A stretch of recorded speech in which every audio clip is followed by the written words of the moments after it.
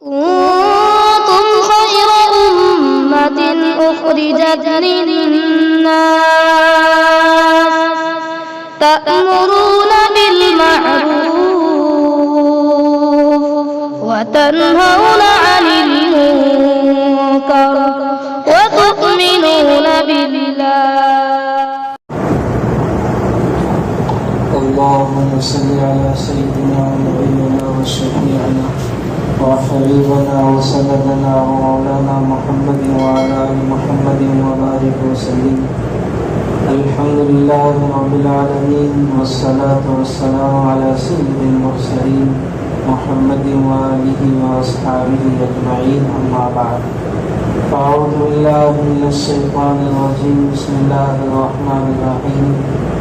والذين هاجروا في الله من بعد ما ظلموا لنبوئنهم في الدنيا حسنة ولأجر الآخرة أكبر لو كانوا يعلمون الذين صبروا على ربهم يتوكلون.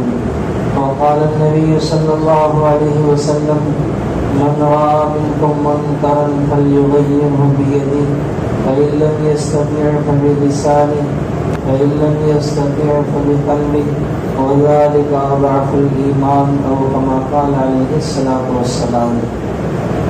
محترم دوستو، بزرگوں، اللہ کا ہم پر فضل ہے کہ ہم مسلمانوں کے گھر پیدا ہوئے، اس لیے اسلام کے خاطر ہم نے کوئی مجاہدے، کوئی تکلیف اور کوئی مشقت برداشت نہیں کی. تو جیسی قدر ہونی چاہیے ایسی قدر نہیں ہے. قدر ان مہاجرین سے پوچھے جو لوگ اسلام قبول کرتے ہیں اور ان پر حالات آتے ہیں.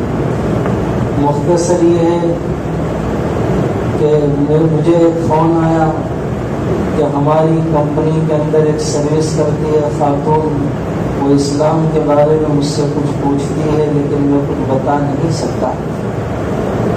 تمہاری اہلیہ جو ہے ان کے سوالات کے جوابات دے سکے گی. میں نے کہا ٹھیک ہے، بھیج دو. وہ ہمارے احمد آباد کے شاہی باغ کے گھرانے کی، پٹیل گھرانے کی خاتون تھی. وہ آئی، ایک ہی مجلس کے اندر اس کو سب جواب مل گئے، مطمئن ہو گئی. آپ کی امانت آپ کی سب وہ ہے اس میں بھی. اس نے کلمہ بھی پڑھ لیا. اسی مجلس میں اس کا نام آمینہ بھی رکھا. اور پھر دوسری مرتبہ آ کر کہنے لگی کچھ اور دو. تو اس وقت جلدی میں کوئی چیز نہیں تھی، فضائل اعمال دے دی.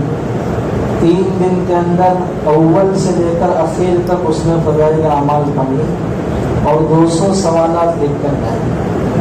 جنت جہنم کے بارے میں ایسی اس کے اندر جو حرف تھے، اس لیے پہلی مرتبہ اس نے یہ چیزیں سنی تھی، پڑھی تھی. اس کو سب سمجھایا، مطمئن ہو گئی. پھر اس نے کہا کہ ہمارا گھرانہ تو بڑا کٹر ہے، یہ چیز میری سمجھ میں آ گئی. میں چھپ کر نماز بھی پڑھوں گی، میں سروس بھی کرتی ہوں، میرے پاس اپنا بینک بیلنس ہے، سب کچھ ہے، لیکن میں اپنے والدین کو بتا نہیں سکتی. میرا بھائی بھی بڑا کٹر ہے اور ہمارا خاندان جو ہے اس کا بڑا، اسلام کا بڑا دشمن ہے. تو ان کو ترغیب دی گئی اور وہ کہتی تھی کہ میں قرآن سیکھنا چاہتی ہوں. تو ہر بدھ کے دن ہمارے یہاں اجتماع ہوتا تھا مستورات میں. تو اس کو کہا تم بدھ کے دن 1-2 گھنٹے پہلے آؤ. تو نورانی قاعدے سے لے کر 1.5 سال کے اندر اس نے قرآن سیکھ لیا. اب اس کا رشتہ ہوا. غالباً اس نے بتایا تھا بھاؤ نگر میں ان کے کوئی رشتے دار تھے، وہ کوئی کمپنی کے اندر مینیجر تھا اس کے وہاں. تو وہ آ کر رونے لگی کہ اگر تم میرے لیے کچھ انتظام نہیں کرو گے تو میں اپنے ایمان کو بچا نہیں سکوں. اس چھپ کر نمازیں پڑھتی رہی، اپنے مال کی زکات ادا کرتی رہی، رمضان کے روزے رکھے. آج مسلمانوں کے لیے سب چیزیں آسان ہیں. وہ کھل کر نماز پڑھ سکتا ہے پھر بھی نہیں پڑھتا، وہ روزے رکھ سکتا ہے پھر بھی بہت سارے مسلمان روزے چھوڑ دیتے ہیں. اس نے سب کام 1.5 سال کے اندر خفیہ طور پر کیے اور کما حق رہو ادا کیے. پھر رشتہ ہو گیا تو کہنے لگے تم میرا کوئی انتظام کر دو میرے لیے، میں اپنا گھر، اپنا مال سب کچھ چھوڑنے کو تیار.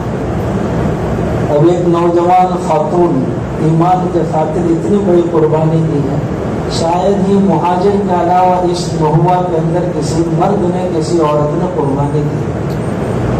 میں نے جب اس نے قربانی دے کر چلی گئی غور کیا کہ احمد آباد کے اندر کئی سالوں سے مستورات میں بھی کام کرتا ہوں، مستورات میں 2 مہینے برما میں بھی وقت لگا ہے، لیکن کسی خاتون نے اس خاتون جیسی قربانی جب وہ آئی کہ کوئی میرے لیے جو ہے میں چھوڑنا چاہتی ہوں، ایمان کی خاطر سب کچھ چھوڑ دوں گی۔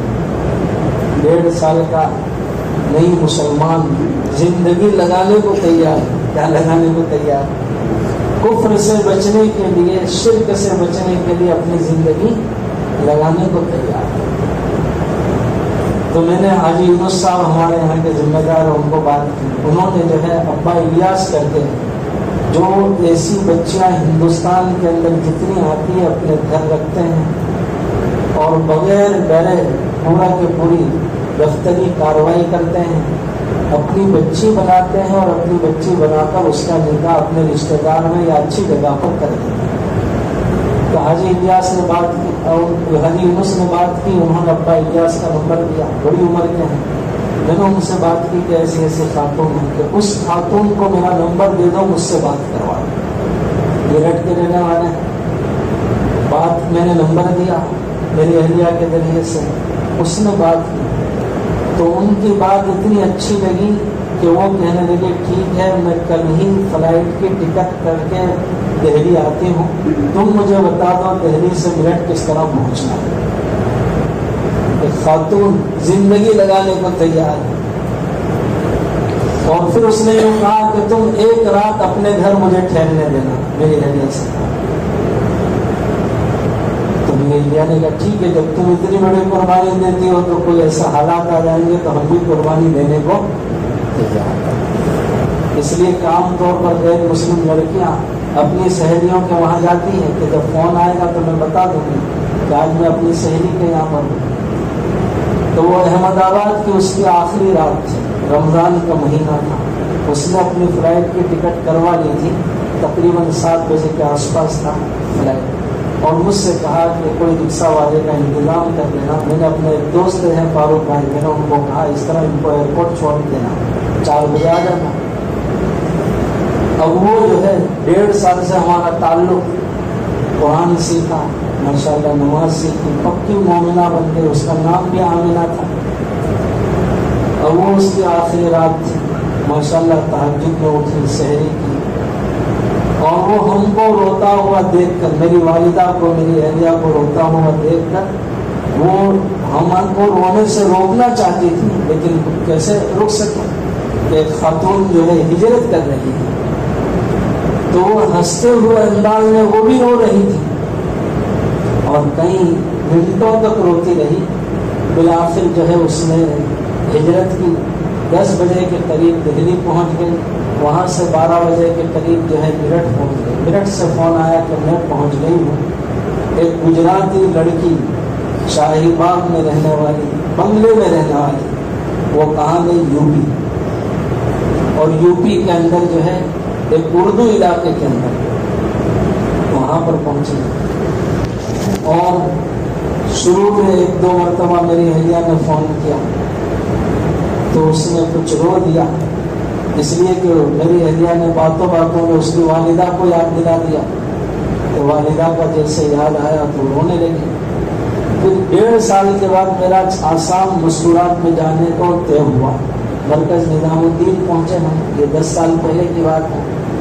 جب ہم وہاں پر پہنچے 2011 میں تو فون کر کے اس کو بلایا، وہ ماشاءاللہ ہے، وہ اپنے جو ہے جو بھائی تھا، نیا بھائی ابا الیاس کا لڑکا اور ان کی بہنیں، وہ سب آئے، اور آ کر جو ہے جب اس سے حالات دریافت کیے کہ اللہ نے مجھے اپنی والدہ بھی دے دی، اپنی بہنیں بھی دے دی، اور جو ہے اپنے بھائی بھی دے دیے، میں اس گھر میں اس طرح انہوں نے رکھا ہے گویا میں اس گھر ہی میں پیدا ہوئی، مجھے یہاں کوئی تکلیف نہیں۔ میری پڑھائی کا بھی انتظام کیا۔ پھر 3 سال کے بعد جو ہے اس کا رشتہ کیا ابا الیاس نے اپنے جو ہے خاندان کے اندر ایک انجینئر لڑکے کے ساتھ، پھر جو ہے اس کا رشتہ ہوا، بات ہوتی ہے۔ 1 مرتبہ احمد آباد آئی، لیکن جو ہے گھر والوں کے ڈر سے میرے گھر میں ٹھہری، اس کی بہن ملنے کو آئی، اس کی بہن ملنے کو آئی، اس کا بھائی ملنے کو نہیں آیا، پھر یہاں سے واپس لینے چلے۔ یعنی اتنے سالوں میں 10 سال کے عرصے میں ایک مرتبہ وہ احمد آباد آئی، لیکن اس کی چاہت تھی گھر والوں سے کچھ قریب ہو، ان کو بھی ایمان کی دعوت دوں، لیکن ان کی طرف سے خطرات کے اندیشے سے جو ہے وہ گھر نہ پہنچ سکے۔ تو آج ہمارے گھرانے کی خاتونوں کو، ہم کو جو ہے کوئی پریشانی نہیں اسلام پر عمل کرنے میں، اسلام کے تقاضوں کو پورا کرنے میں، لیکن پھر بھی آج کے زمانے کا مسلمان غافل ہے، اور یہ مہاجرات اور مہاجرین کے اوپر جو حالات آتے ہیں وہی جانتے ہیں کہ چہیتے ماں باپ کو چھوڑنا، بہن بھائیوں کو چھوڑنا، آشائش والی زندگی۔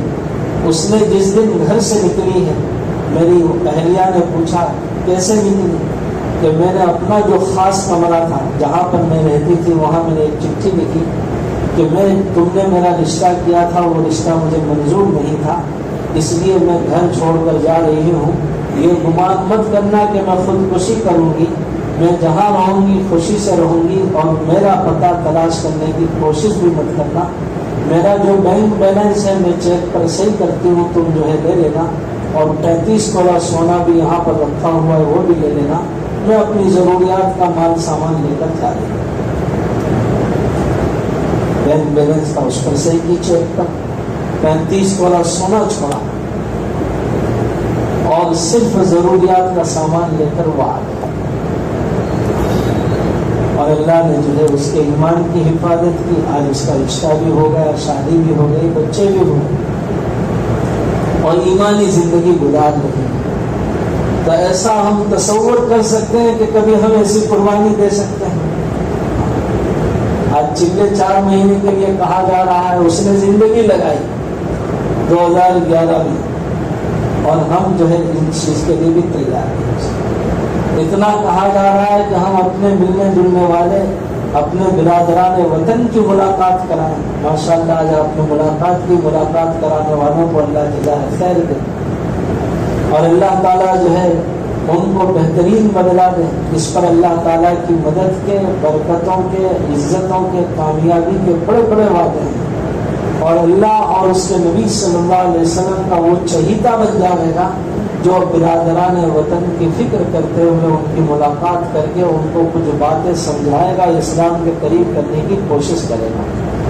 دوستو، اگر ہم کام نہیں کریں گے تو اللہ ہمارا محتاج ہے۔ اللہ جو ہے اپنے دین کا کام کسی سے بھی لے لے گا، اس لیے کہ یہ ہمارے برادران وطن اسلام نہ ہونے کی وجہ سے بہت پریشان ہیں، یہ دلی اعتبار سے الجھنوں میں ہیں، چاہے ظاہری اعتبار سے کتنے ہی اچھے لگ رہے ہوں، بنگلے ہیں، کاریں ہیں، گاڑیاں ہیں، لیکن جو ہے دل کے اعتبار سے اسلام نہ ہونے کی وجہ سے یہ لوگ بہت بے چین ہیں۔ ایک واقعہ جو ہے حضرت کی زبان سے میں نے سنا تھا، 2007 میں بمبئی تھا حضرت مولانا کلیم صدیقی صاحب کے ساتھ، وہاں پر ایک فون آیا ہریدوار سے، ایک صاحب ہے یہ مسلمان بننا چاہتے ہیں، کلمہ تو میں نے پڑھا دیا، لیکن یوں کہتے ہیں کہ تمہارے گرو جو ہے ان سے بھی پڑھوا دو۔ تو مولانا نے کلمہ پڑھایا، نام ان کا رکھا، پھر کارگزاری پوچھی فون پر، کارگزاری سنی، پھر حضرت نے وہ کارگزاری ہمیں بتائی۔ وہ کارگزاری یہ تھی کہ ایک صاحب تھے بریلی کے رہنے والے، جن کی اٹک مصرا تھی، ان کی اونچی پوسٹ تھی ایک یونیورسٹی کے اندر، لیکن وہ دینی اعتبار سے الجھن میں تھے۔ وہ یہ سوچ رہے تھے کہ ہمارا پیدا کرنے والا کون ہے، جس نے پیدا کیا، جس نے آنکھیں دی، زبان دی، صلاحیتیں دی، اس کی تو جو ہے بندگی کرنی چاہیے۔ اس لیے انہوں نے اپنے بیوی بچوں کو بغیر کہے، اپنی سروس والوں کو بغیر کہے سروس چھوڑ دی، گھر چھوڑ دیا کہ یہاں رہ کر میں اپنے مالک کی بندگی نہیں کر سکتا ان بیوی بچوں کے ساتھ رہ کر۔ اور انہوں نے یہ سوچا کہ ہمارے ہندو مذہب کا مرکز ہریدوار ہے، وہاں چلے گئے کہ اپنے پیسوں سے ایک آشرم بناؤں گا اور وہاں جا کر اپنے مذہب کی بھکتی کروں گا، بندگی کروں گا، اور وہاں جو گرو ہیں ان سے اپنے مذہب کا سبق سیکھوں گا اور یکسوئی کے ساتھ اپنے مالک کی پرستش کروں گا، اور اگر کہوں گا تو سب مجھے پکڑنے کے لیے آ جائیں گے، تو اس لیے گھر والوں کو نہیں کہا، دوستوں کو نہیں کہا، اور یہ بندہ غیر مسلم زندگی لگانے کے لیے اپنی سروس کو، اپنی بیوی کو اور اپنے پھول جیسے بچوں کو چھوڑ کر کہاں چلا گیا؟ ہریدوار چلا۔ وہ خود کارگزاری سنا رہا ہے، اور یہ کارگزاری مفتی یوسف صاحب نے سنائی جو جوالا پور کے رہنے والے تھے۔ وہ مفتی یوسف کہتے ہیں کہ ہریدوار کے اندر ایک صاحب تھے جو 2007 میں حج کر کے آئے تھے۔ ان صاحب کو کسی غیر مسلم نے جو ہے ہندو مذہب کی دعوت دی۔ حاجی تھے، چہرے پر داڑھی تھی، کچھ جو ہے دالج تھی، وہ اسلام مذہب چھوڑ کر ہندو مذہب قبول کرنے کو تیار ہو گئے۔ جب ہندو مذہب قبول کرنے کو تیار ہو گئے، ان کی نمائش کی گئی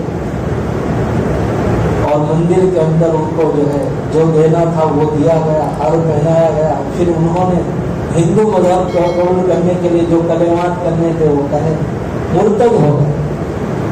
یہ وہاں کے ذمہ داروں کو پتہ چلا تو انہوں نے حضرت کو فون کیا۔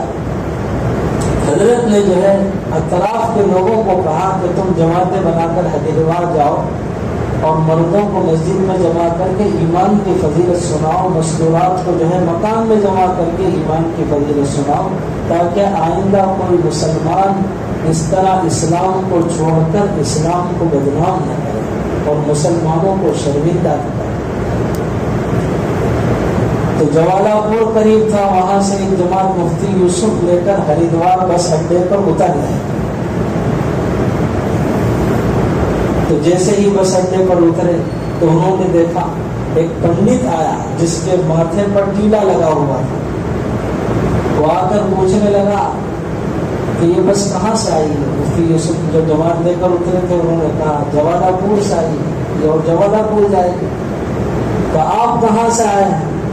تو مفتی صاحب نے کہا میں جوالا پور سے آیا ہوں۔ تو وہ پنڈت یوں کہنے لگا کہ آپ جوالا پور میں مفتی یوسف کو جانتے ہو؟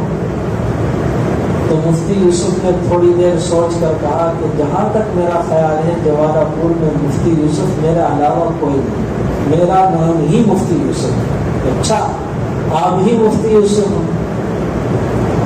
تو فوراً بغیر کہے چمٹ گیا، گلے میں لگا اور دیر تک روتا رہا، چھوڑنے کا نام نہیں لیا۔ مفتی یوسف کہتے روتا رہا۔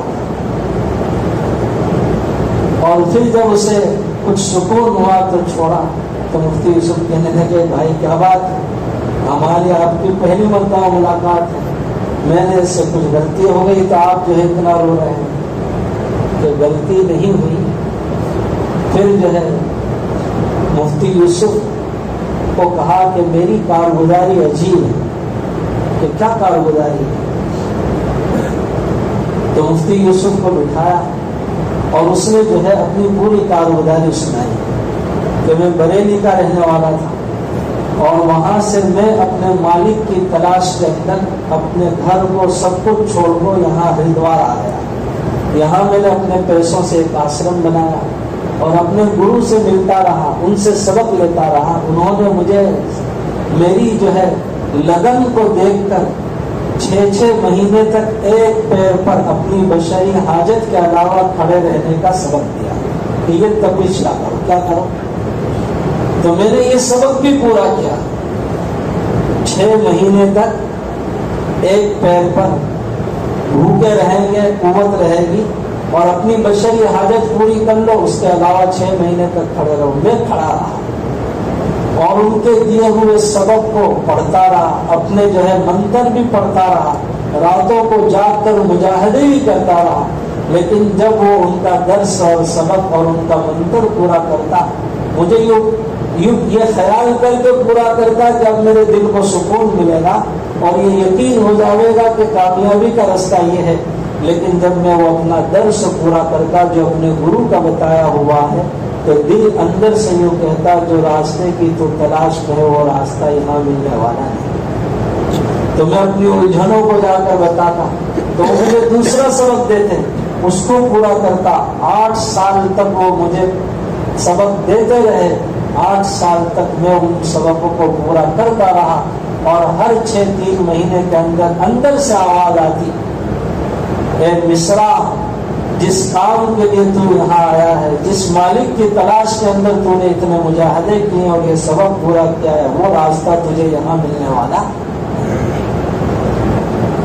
وہ کہنے لگا مفتی صاحب, گزشتہ رات کے 3 بجے تک تھکے ہوئے ہونے کے باوجود میں اپنی آنکھوں کو بند کرنے کے لیے تیار نہیں تھا, اور جو ہے میں اپنے بستر پر لیٹے ہوئے اپنی زبان سے بار بار کہہ رہا تھا, اے مالک, تجھے پانے کے لیے مجھے کتنے مجاہدے کرنے ہوں گے, تو خود جانتا ہے. تجھے پانے کے لیے میں نے میری بیوی کو چھوڑا ہے, اپنے بچوں کو چھوڑا ہے, اپنا مال و دولت اور جائیداد کو چھوڑا ہے, دوستوں کو چھوڑا ہے, سروس کو چھوڑا ہے, اور میں نے یہاں آ کر اتنے مجاہدے کیے ہیں, لیکن تو ملتا ہی نہیں. تجھے پانے کے لیے مجھے کیا کرنا ہوگا, کہاں جانا ہوگا؟ رات کے 3 بجے مجھے نیند آئی. کارگزاری سنا رہا مفتی سے. جیسے ہی مجھے نیند آئی, خواب میں نے دیکھا, خواب کے اندر مجھے مسلمان نظر آئے, اور درمیان کے اندر ایک صاحب تھے جن کا چہرہ خوبصورت اتنا تھا جیسے 14ویں رات کا چاند چمکتا. آس پاس جو ہے ان کے جو شاگرد تھے وہ کھڑے تھے. ان میں سے ایک صاحب آگے بڑھے اور آگے بڑھ کر جو ہے مجھے کہا, پنڈت جی, ہمارے گرو اور ہمارے نبی محمد الرسول اللہ صلی اللہ علیہ وسلم سے ملاقات کرو. میں نے آگے بڑھ کر ان سے مصافحہ کیا, ان کا ہاتھ چوما. انہوں نے مجھے اپنے گلے سے لگایا, اور لگانے کے بعد میرے سینے پر ہاتھ رکھ کر کہا, پنڈت جی, اگر تمہیں صحیح مذہب کی تلاش ہے اور حقیقی مالک کو جو ہے تم پہچاننا چاہتے ہو تو جوالا پور جا کر مفتی یوسف سے ملو.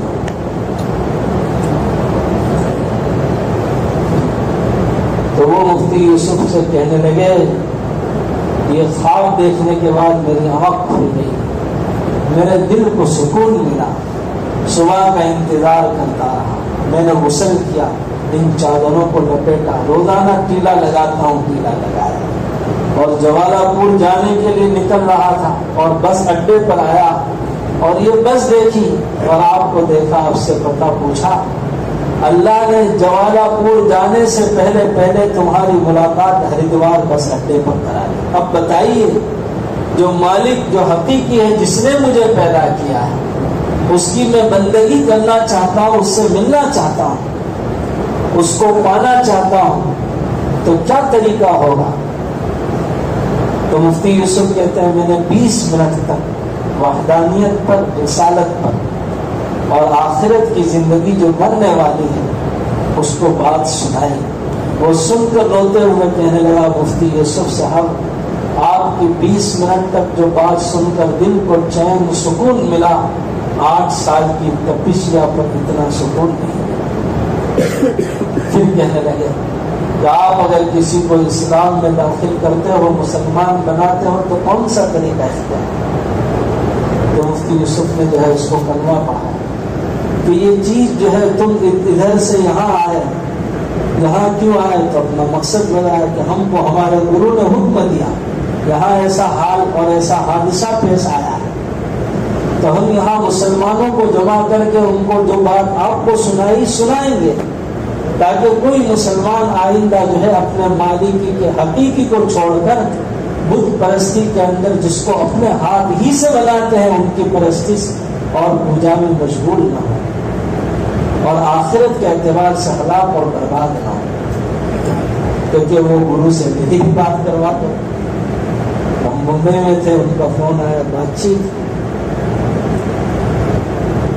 تو مولانا جو ہے کارگزاری میں سناتے تھے کہ 45 دن کے اندر مسلمان بننے کے بعد 7 مرتبہ رسول اللہ صلی اللہ علیہ وسلم کے خواب میں اس کو زیارت ہے, اور 1.5 مہینے میں اپنے خاندان والوں پر محنت کر کے اپنی بیوی بچے رشتے دار دوستوں پر 110 آدمیوں کو اس آدمی نے مسلمان بنایا. کتنا آدمی؟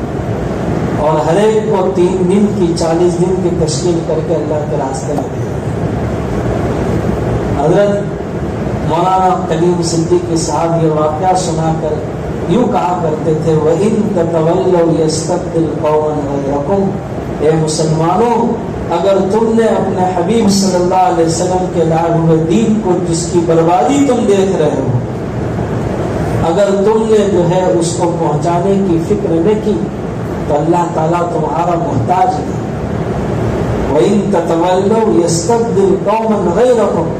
اللہ تم سے ایمان کو چھین کر دوسروں کو بدل دے گا اور غیر مسلموں کو اسلام عطا فرماوے گا، اور غیر مسلم تم جیسے سست اور غافل نہیں ہوں کہ جو ہندو غیر مسلم کفر اور شرک کی حالت میں رہ کر 8 سال لگا سکتا ہے، اپنے بیوی بچوں کو چھوڑ سکتا ہے، ایک پیر پر کھڑے ہو کر جو ہے مجاہدہ کر سکتا ہے، جبکہ اسے یہ دل میں بات تھی کہ یہ صحیح چیز نہیں، یہ غلط ہے، لیکن ایک صحیح چیز کو تلاش کرنے کے لیے اتنے مجاہدے کر سکتا ہے.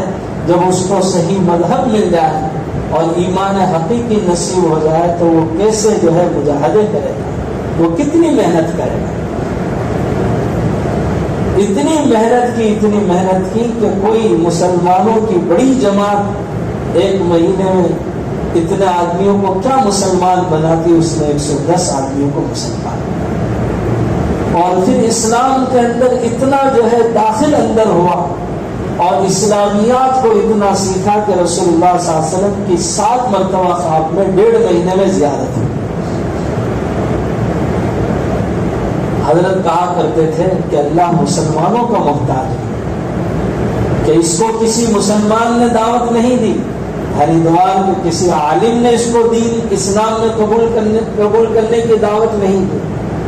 اس مصرع کو جس کا نام سلمان صدیقی رکھا گیا حضرت سلمان فارسی رضی اللہ تعالیٰ عنہ کی نسبت پر، کہ انہوں نے بھی حق کی تلاش کے اندر برسوں تک دھکے کھائے حتیٰ کہ مدینہ پہنچے، وہاں ایک کی غلامی اختیار کرنی پڑی، مجاہدے کرنے پڑے، تب جا کر رسول اللہ صلی اللہ علیہ وسلم کی معیت ملی، زیارت ہوئی اور اسلام قبول. اس نسبت پر ان کا نام سلمان رکھا گیا. پھر جو ہے حضرت کے ساتھ صدیقی لگتا ہے کہ میرے ساتھ بھی صدیقی لگا دو، میرے نام کے ساتھ بھی. تو اس کو کسی مسلمان نے اسلام قبول کرنے کی دعوت نہیں دی. کس نے دعوت دی؟ اللہ نے رسول اللہ صلی اللہ علیہ وسلم کو خواب میں بھیج کر اللہ کے رسول صلی اللہ علیہ وسلم کے ذریعے سے اس کو اسلام ملا. اس کے ذریعے سے اسلام ملا اللہ کے نبی صلی اللہ علیہ وسلم. دوستوں یہ مثالیں ہیں کہ اگر ہم کام نہیں کریں گے تو یہ ہمارے برادران وطن کو اللہ تعالیٰ ایمان کی ہدایت دے گا.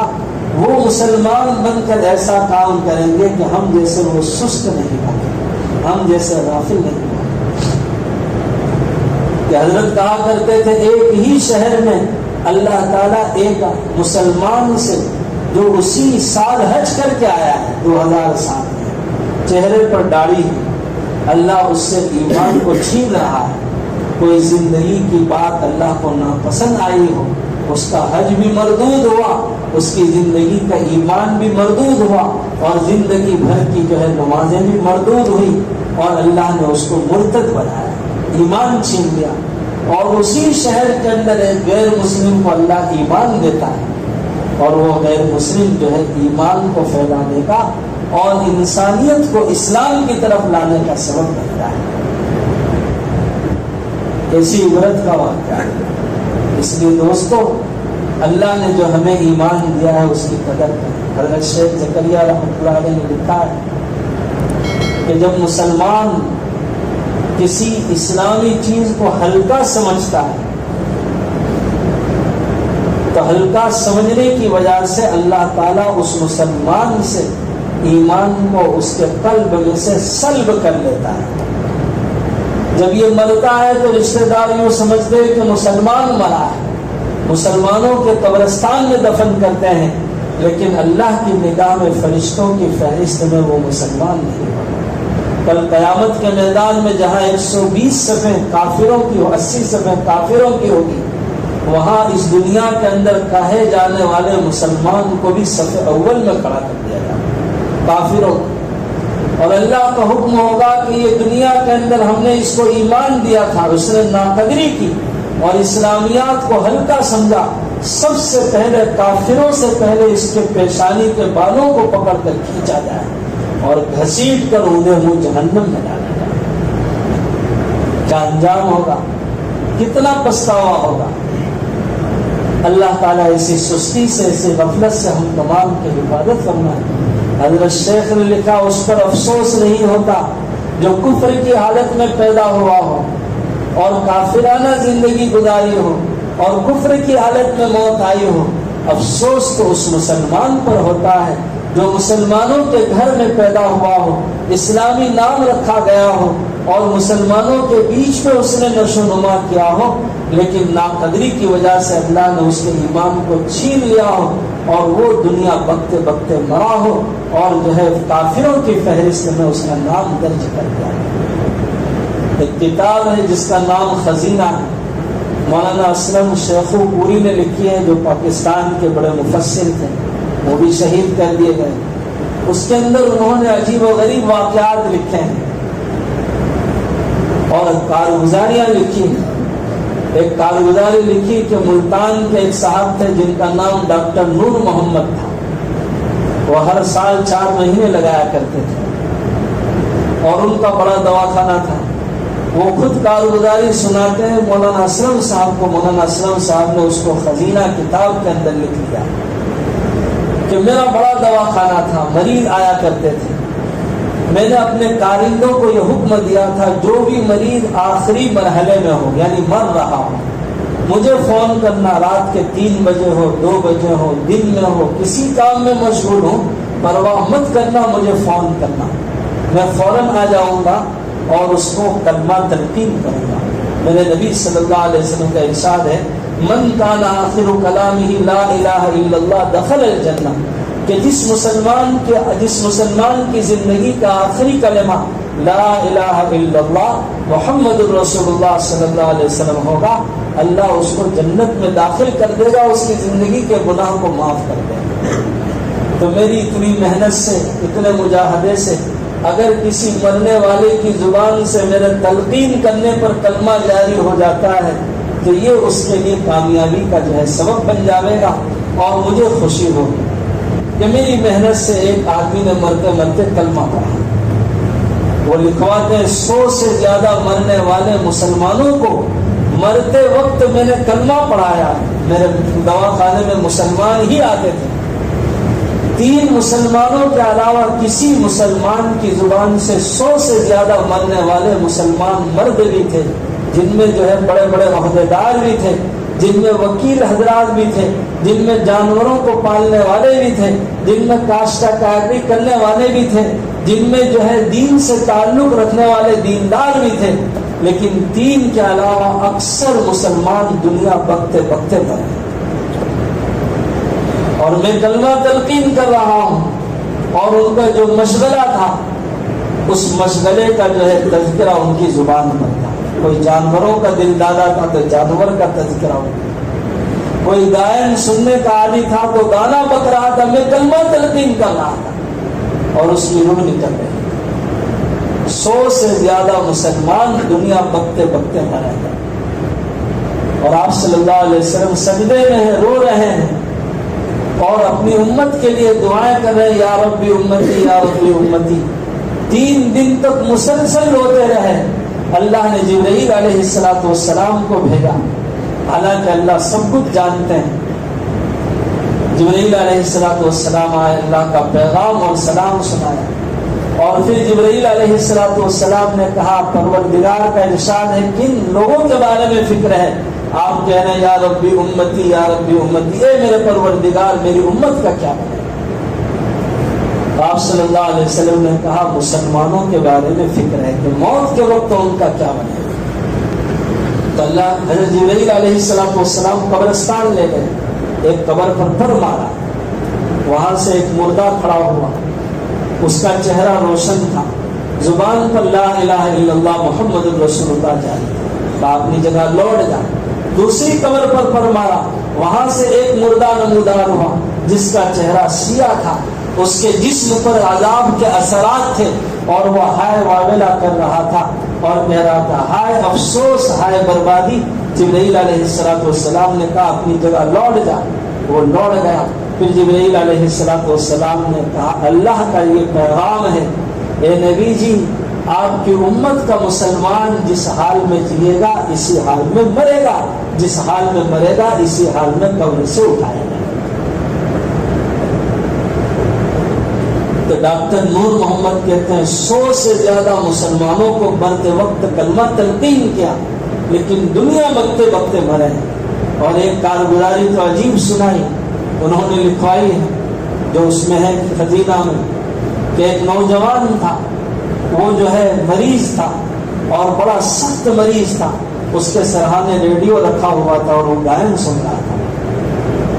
ڈاکٹر نور محمد کہنے لگے کہ تجھے پتا ہے تیرا مرض کتنا خطرناک ہے اور تو مرنے کے قریب اور ایسی حالت میں تو گناہ کا کام کر رہا ہے، گائن سن رہا ہے، ذکر کر، دعائیں کر، اور قرآن تجھے جو یاد آتا ہو وہ پڑھ۔ تو وہ کہنے لگا ڈاکٹر صاحب میں حافظ قرآن ہوں۔ تو ڈاکٹر صاحب کہتے ہیں میں نے کہا اللہ کے بندے پھر تو یہ گناہ کیوں کر رہا ہے، قرآن پڑھ۔ کہ ڈاکٹر صاحب گائن سننے میں مزہ آتا ہے، بہت اچھا لگا۔ ڈاکٹر نور محمد لکھواتے ہیں میں نے دیکھا میرے جو ہے سمجھانے پر بھی وہ قرآن پڑھنے کو تیار نہ ہوا، گائن سن رہا تھا اور اس کی روح نکل گئی، گائن سنتے سنتے وہ مرا۔ تو دوستو ہم یوں سمجھیں کہ میرا باپ مسلمان، میرا دادا مسلمان، اور ہمارے دادا ابو البشر جنت سے آئے ہیں، تو میں تو جنت میں چلا جاؤں گا۔ ام حسبتم ان تدخلوا الجنة ولما يأتكم مثل الذين خلوا من قبلكم مستهم البأساء والضراء وزلزلوا حتى يقول الرسول والذين معه متى نصر الله۔ کیا تم یہ گمان کرتے ہو؟ اس کا مفہوم ہے میں اپنی زبان میں کر رہا ہوں، جنت میں اپنے باپ کا گھر سمجھ کے گھس جاؤ گے۔ اللہ کہتا ہے کیا تم یہ گمان کر رہے ہو کہ جنت میں تم یوں ہی داخل ہو جاؤ گے اور جہنم سے بچ جاؤ گے اور آخرت کی جو ہے منزلوں سے گزر جاؤ گے یوں ہی صرف اسلامی نام رکھ لینے پر، مسلمانوں کے گھر پیدا ہونے پر؟ کیا تم پر ہم حالات ڈال کر آزمائش نہیں کریں گے جیسا کہ تم سے پہلے لوگوں پر ہم نے حالات ڈالے؟ ایسے حالات ڈالے بغیر زلزلے کے انہیں زمین حرکت کرتی ہوئی محسوس ہو، اور ان پر ایسے حالات ڈالے کہ وہ آروں سے چیر دیے گئے، کینچیوں سے قتل دیے گئے، اور اتنے مجاہدے آئے کہ اپنے زمانے کے نبیوں کو کہنے لگے اتنے مجاہدے کر لیے متا نصر اللہ، اللہ کی مدد کب آ گئی؟ تب جا کر ان کا ایمان محفوظ رہا اور وہ جنت کے مستحق بنے۔ تو دوستو اصل زندگی تو آخرت کی ہے، اور آخرت کی کامیابی کے لیے اللہ نے ہمیں یہ ایمان بھی دیا ہے، دعوت کے کام کے ساتھ نسبت بھی دی ہے، ان علماء کرام کی رہبری بھی ہمیں حاصل ہے۔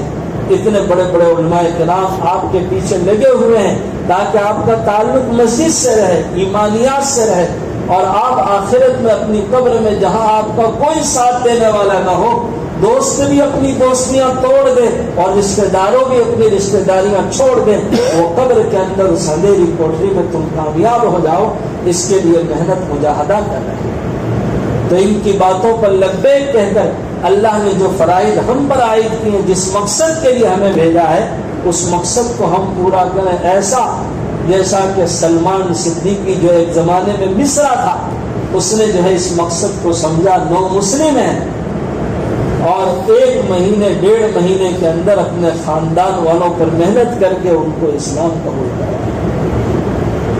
تو دوستو ہمیں ان لوگوں کے ساتھ ہو جانا ہے، اور ہمارے بڑے جو ہدایات دیں ان ہدایت کے مطابق اگر ہم اپنے آپ کو جھونک دیں گے تو ہمارا حشر بھی جو ہے انبیاء، صلحاء اور علماء کے نام کے ساتھ ہوگا۔ اور سب سے بڑی کامیابی ہماری یہ ہوگی کہ اللہ ہمیں جہنم کی آگ سے بچا لے گا جو بڑی سخت ہے. فمن زحزح عن النار وادخل الجنة فقد فاز. اصل کامیابی تو اس مسلمان نے حاصل کر لی جو جہنم کی آگ سے بچا کر جنت میں داخل کر دیا. فقد فاز. حکومت کا مل جانا، عہدوں کا مل جانا اور فیکٹریوں کا لگا لینا، مال اور سونے چاندی کے انبار کا مالک بن جانا، یہ کامیابی نہیں. اللہ جو مالک کے حقیقی ہے، جس نے کائنات سونا چاندی ہیرے جواہرات بنائے ہیں، اس نے کہا حقیقی کامیابی وہ بندہ ہے جو جہنم کی آگ سے بچا لیا جائے اور جنت میں داخل کر دیا. تو اس کامیابی اس کامیابی کو اللہ نے اسی کام میں رکھا ہے. تو اس کا سب ارادہ کرتے ہیں انشاءاللہ ہم اس کام کو اپنا کام بنائیں گے اور ہم ہفتے میں ایک دن طے کریں.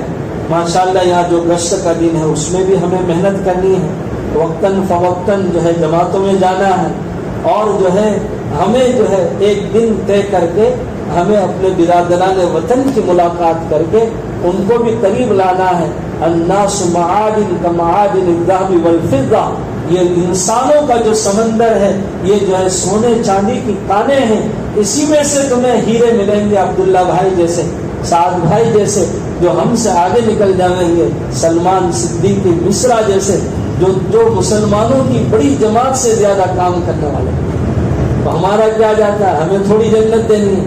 اللہ کی جنت تو وسیع ہے. کیسی ہے؟ اللہ جنت دے گا.